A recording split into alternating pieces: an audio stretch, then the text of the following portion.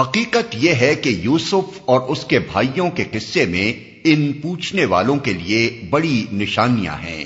یہ قصہ یوں شروع ہوتا ہے کہ اس کے بھائیوں نے آپس میں کہا، یہ یوسف اور اس کا بھائی دونوں ہمارے والد کو ہم سب سے زیادہ محبوب ہیں، حالانکہ ہم ایک پورا جتھا ہیں۔ سچی بات یہ ہے کہ ہمارے ابا جان بالکل ہی بہک گئے ہیں۔ یہ یوسف اور اس کا بھائی، اس سے مراد حضرت یوسف علیہ السلام کے حقیقی بھائی بنیامین ہیں، جو ان سے کئی سال چھوٹے تھے۔ ان کی پیدائش کے وقت ان کی والدہ کا انتقال ہو گیا تھا۔ یہی وجہ تھی کہ حضرت یعقوب علیہ السلام ان دونوں بے ماں کے بچوں کا زیادہ خیال رکھتے تھے۔ اس کے علاوہ اس محبت کی وجہ یہ بھی تھی کہ ان کی ساری اولاد میں صرف ایک حضرت یوسف علیہ السلام ہی ایسے تھے جن کے اندر ان کو آثار رشد و سعادت نظر آتے تھے۔ اوپر حضرت یوسف علیہ السلام کا خواب سن کر انہوں نے جو کچھ فرمایا، اس سے صاف ظاہر ہوتا ہے کہ وہ اپنے اس بیٹے کی غیر معمولی صلاحیتوں سے خوب واقف تھے۔ دوسری طرف ان 10 بڑے صاحبزادوں کی سیرت کا جو حال تھا، اس کا اندازہ بھی آگے کے واقعات سے ہو جاتا ہے۔ پھر کیسے توقع کی جا سکتی ہے کہ ایک نیک انسان ایسی اولاد سے خوش رہ سکے؟ لیکن عجیب بات ہے کہ بائبل میں برادران یوسف کے حسد کی ایک ایسی وجہ بیان کی گئی ہے جس سے الٹا الزام حضرت یوسف علیہ السلام پر عائد ہوتا ہے۔ اس کا بیان ہے کہ حضرت یوسف علیہ السلام بھائیوں کی چغلیاں باپ سے کھایا کرتے تھے، اس وجہ سے بھائی ان سے ناراض تھے۔ ابا جان بالکل ہی بہک گئے ہیں۔ اس فقرے کی روح سمجھنے کے لیے بدویانہ قبائلی زندگی کے حالات کو پیش نظر رکھنا چاہیے، جہاں کوئی ریاست موجود نہیں ہوتی اور آزاد قبائل ایک دوسرے کے پہلو میں آباد ہوتے ہیں۔ وہاں ایک شخص کی قوت کا سارا انحصار اس پر ہوتا ہے کہ اس کے اپنے بیٹے، پوتے، بھائی، بھتیجے بہت سے ہوں جو وقت آنے پر اس کی جان و مال اور آبرو کی حفاظت کے لیے اس کا ساتھ دے سکیں۔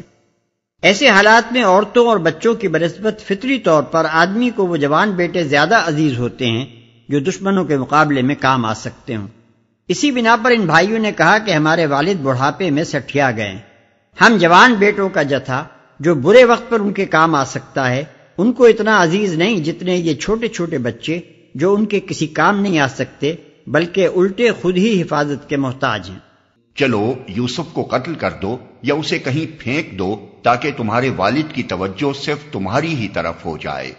یہ کام کر لینے کے بعد پھر نیک بن رہنا۔ یہ فقرہ ان لوگوں کے نفسیات کی بہترین ترجمانی کرتا ہے جو اپنے آپ کو خواہشات نفس کے حوالے کر دینے کے ساتھ ایمان اور نیکی سے بھی کچھ رشتہ جوڑے رکھتے ہیں۔ ایسے لوگوں کا قاعدہ یہ ہوتا ہے کہ جب کبھی نفس ان سے کسی برے کام کا تقاضا کرتا ہے تو وہ ایمان کے تقاضوں کو ملتوی کر کے پہلے نفس کا تقاضا پورا کرنے پر تل جاتے ہیں، اور جب ضمیر اندر سے چٹکیاں لیتا ہے تو اسے یہ کہہ کر تسلی دینے کی کوشش کرتے ہیں کہ ذرا صبر کر، یہ ناگزیر گناہ جس سے ہمارا کام اٹکا ہوا ہے کر گزرنے دے، پھر انشاءاللہ ہم توبہ کر کے ویسے ہی نیک بن جائیں گے جیسا تو ہمیں دیکھنا چاہتا ہے۔ اس پر ان میں سے ایک بولا، یوسف کو قتل نہ کرو، اور اگر کچھ کرنا ہی ہے تو اسے کسی اندھے کنویں میں ڈال دو، کوئی آتا جاتا قافلہ اسے نکال لے جائے گا۔ اس قرارداد پر انہوں نے جا کر اپنے باپ سے کہا، ابا جان کیا بات ہے کہ آپ یوسف کے معاملے میں ہم پر بھروسہ نہیں کرتے، حالانکہ ہم اس کے سچے خیر خواہ ہیں۔ کل اسے ہمارے ساتھ بھیج دیجئے، کچھ چر چگ لے گا اور کھیل کود سے بھی دل بہلائے گا، ہم اس کی حفاظت کو موجود ہیں۔ یہ بیان بھی بائبل اور تلمود کے بیان سے مختلف ہے۔ ان کی روایت یہ ہے کہ برادران یوسف اپنے مویشی چرانے کے لیے سکم کی طرف گئے ہوئے تھے اور ان کے پیچھے خود حضرت یعقوب علیہ السلام نے ان کی تلاش میں حضرت یوسف علیہ السلام کو بھیجا تھا۔ مگر یہ بات بعید از قیاس ہے کہ حضرت یعقوب علیہ السلام نے یوسف علیہ السلام کے ساتھ ان کے حسد کا حال جاننے کے باوجود انہیں آپ اپنے ہاتھوں موت کے منہ میں بھیجا ہو۔ اس لیے قرآن کا بیان ہی زیادہ مناسب حال معلوم ہوتا ہے۔ باپ نے کہا، تمہارا اسے لے جانا مجھے شاق گزرتا ہے اور مجھ کو اندیشہ ہے کہ کہیں اسے بھیڑیا نہ پھاڑ کھائے جبکہ تم اس سے غافل ہو۔ انہوں نے جواب دیا، اگر ہمارے ہوتے اسے بھیڑیے نے کھا لیا جبکہ ہم ایک جتھا ہیں تب تو ہم بڑے ہی نکمے ہوں گے۔ اس طرح اصرار کر کے جب وہ اسے لے گئے اور انہوں نے طے کر لیا کہ اسے ایک اندھے کنویں میں چھوڑ دیں، تو ہم نے یوسف کو وحی کی کہ ایک وقت آئے گا جب تو ان لوگوں کو ان کی یہ حرکت جتائے گا، یہ اپنے فعل کے نتائج سے بے خبر ہیں۔ متن میں وہم لا یشعرون کے الفاظ کچھ ایسے انداز سے آئے ہیں کہ ان سے 3 معنی نکلتے ہیں اور تینوں ہی لگتے ہوئے معلوم ہوتے ہیں۔ ایک یہ کہ ہم یوسف علیہ السلام کو یہ تسلی دے رہے تھے اور اس کے بھائیوں کو کچھ خبر نہ تھی کہ اس پر وحی کی جا رہی ہے۔ دوسرے یہ کہ تو ایسے حالات میں ان کی یہ حرکت انہیں جتائے گا جہاں تیرے ہونے کا انہیں وہم و گمان تک نہ ہوگا۔ تیسرے یہ کہ آج یہ بے سمجھے بوجھے ایک حرکت کر رہے ہیں اور نہیں جانتے کہ آئندہ اس کے نتائج کیا ہونے والے ہیں۔ بائبل اور تلمود اس ذکر سے خالی ہیں کہ اس وقت اللہ تعالیٰ کی طرف سے یوسف علیہ السلام کو کوئی تسلی بھی دی گئی تھی۔ اس کے بجائے تلمود میں جو روایت بیان ہوئی ہے وہ یہ ہے کہ جب حضرت یوسف علیہ السلام کنویں میں ڈالے گئے تو وہ بہت بلبلائے اور خوب چیخ چیخ کر انہوں نے بھائیوں سے فریاد کی۔ قرآن کا بیان پڑھیے تو محسوس ہوگا کہ ایک ایسے نوجوان کا بیان ہو رہا ہے جو آگے چل کر تاریخ انسانی کی عظیم ترین شخصیتوں میں شمار ہونے والا ہے۔ تلمود کو پڑھیے تو کچھ ایسا نقشہ سامنے آئے گا کہ صحرا میں چند بدو ایک لڑکے کو کنویں میں پھینک رہے ہیں اور وہ وہی کچھ کر رہا ہے جو ہر لڑکا ایسے موقع پر کرے گا۔ شام کو وہ روتے پیٹتے اپنے باپ کے پاس آئے اور کہا، ابا جان، ہم دوڑ کا مقابلہ کرنے میں لگ گئے تھے اور یوسف کو ہم نے اپنے سامان کے پاس چھوڑ دیا تھا کہ اتنے میں بھیڑیا آ کر اسے کھا گیا۔ آپ ہماری بات کا یقین نہ کریں گے چاہے ہم سچے ہی ہوں۔ اور وہ یوسف کے قمیص پر جھوٹ موٹ کا خون لگا کر لے آئے تھے۔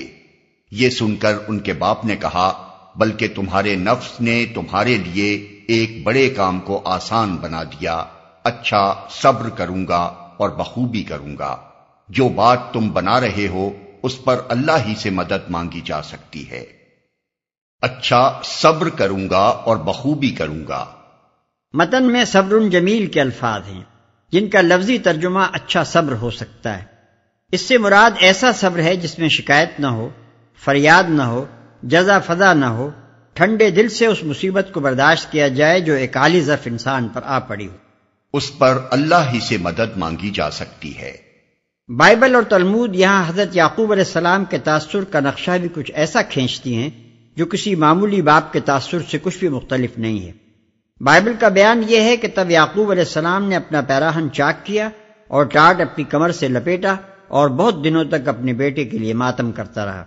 اور تلمود کا بیان ہے کہ یعقوب بیٹے کا قمیص پہچانتے ہی اوندھے منہ زمین پر گر پڑا اور دیر تک بے حس و حرکت پڑا رہا، پھر اٹھ کر بڑے زور سے چیخا کہ ہاں، یہ میرے بیٹے ہی کا قمیص ہے، اور وہ سالہ سال تک یوسف کا ماتم کرتا رہا۔ اس نقشے میں حضرت یعقوب علیہ السلام وہی کچھ کرتے نظر آتے ہیں جو ہر باپ ایسے موقع پر کرے گا، لیکن قرآن جو نقشہ پیش کر رہا ہے اس سے ہمارے سامنے ایک ایسے غیر معمولی انسان کی تصویر آتی ہے جو کمال درجے بردبار و باوقار ہے۔ اتنی بڑی غم انگیز خبر سن کر بھی اپنے دماغ کا توازن نہیں کھوتا، اپنی فراست سے معاملے کی ٹھیک ٹھیک نوعیت کو بھانپ جاتا ہے کہ یہ ایک بناوٹی بات ہے جو ان حاسد بیٹوں نے بنا کر پیش کی ہے، اور پھر عالی ظرف انسانوں کی طرح صبر کرتا ہے اور خدا پر بھروسہ کرتا ہے۔ ادھر ایک قافلہ آیا اور اس نے اپنے سکے کو پانی لانے کے لیے بھیجا۔ سکے نے جو کنویں میں ڈول ڈالا تو یوسف کو دیکھ کر پکار اٹھا، مبارک ہو، یہاں تو ایک لڑکا ہے۔ ان لوگوں نے اس کو مال تجارت سمجھ کر چھپا لیا، حالانکہ جو کچھ وہ کر رہے تھے خدا اس سے باخبر تھا۔ آخر کار انہوں نے اس کو تھوڑی سی قیمت پر چند درہموں کے عوض بیچ ڈالا، اور وہ اس کی قیمت کے معاملے میں کچھ زیادہ کے امیدوار نہ تھے۔ چند درہموں کے عوض بیچ ڈالا۔ اس معاملے کی سادہ صورت یہ معلوم ہوتی ہے کہ برادران یوسف حضرت یوسف علیہ السلام کو کنویں میں پھینک کر چلے گئے تھے۔ بعد میں قافلے والوں نے آ کر ان کو وہاں سے نکالا اور مصر لے جا کر بیچ دیا۔ مگر بائبل کا بیان ہے کہ برادران یوسف نے بعد میں اسماعیلیوں کے قافلے کو دیکھا اور چاہا کہ یوسف علیہ السلام کو کنویں سے نکال کر ان کے ہاتھ بیچ دیں، لیکن اس سے پہلے ہی مدین کے سوداگر انہیں کنویں سے نکال چکے تھے۔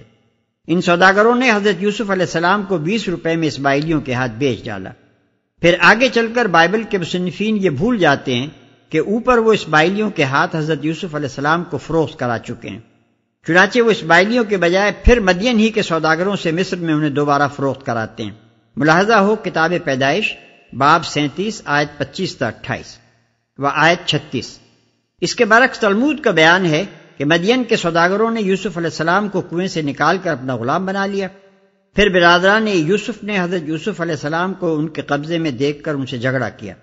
آخر کار انہوں نے 20 درہم قیمت ادا کر کے برادران یوسف کو راضی کیا۔ پھر انہوں نے 20 ہی درہم میں یوسف علیہ السلام کو اسماعیلیوں کے ہاتھ بیچ دیا اور اسماعیلیوں نے مصر لے جا کر انہیں فروخت کیا۔ یہیں سے مسلمانوں میں یہ روایت مشہور ہوئی ہے کہ برادران یوسف نے حضرت یوسف علیہ السلام کو فروخت کیا تھا، لیکن واضح رہنا چاہیے کہ قرآن اس روایت کی تائید نہیں کرتا۔